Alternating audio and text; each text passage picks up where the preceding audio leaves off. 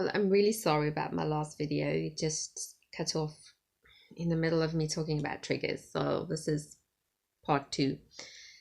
Please remember, I'm very new at YouTubing and vlogging, so I'm sure I'll get better as the days go on, but this is just early days. So we were talking about triggers, that triggers don't just come one by one. There can be more than one trigger. I think when that happens, it's time out because you need to take yourself out of the situation. If you're in with your friends in the lounge, go to the toilet. If you're in a restaurant, go to the toilet, think about it.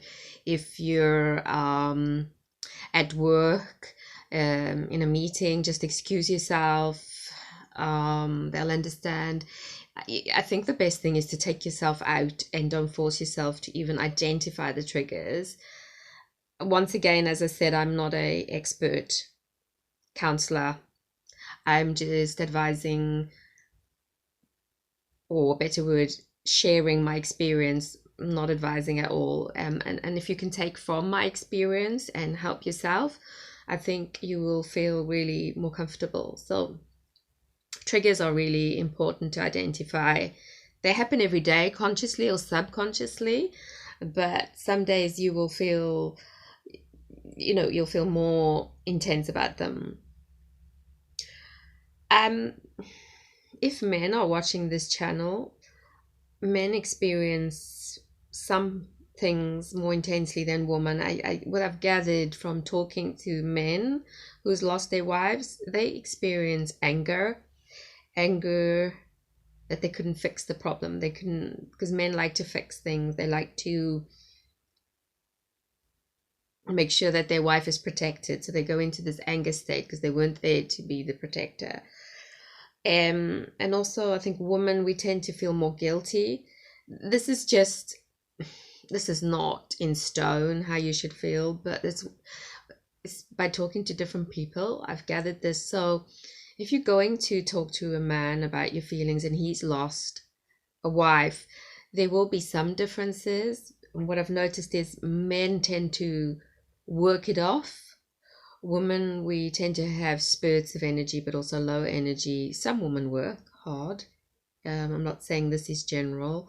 I'm just saying what I've noticed is us women, we tend to actually absorb the death, experience the feelings to a degree. Every woman's different, but men, I think we live in a world where men generally are not meant to express their feelings. So I'm really sorry if you're a man watching this, and I'm not talking from a man's point of view, but I do think we probably all experience the same things, and I would think there are triggers.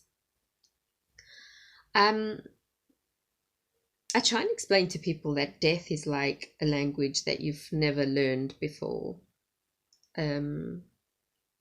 It speaks to you in your heart in tones and words that even you don't understand, and it's very hard to convey it to other people.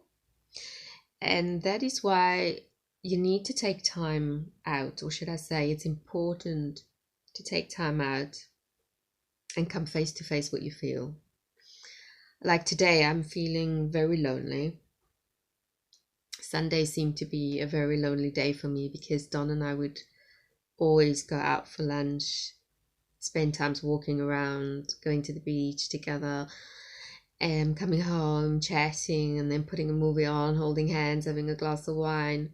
So I do feel at this point I'm feeling a bit lonely. So I'm going to try and make sure that I do quite a bit.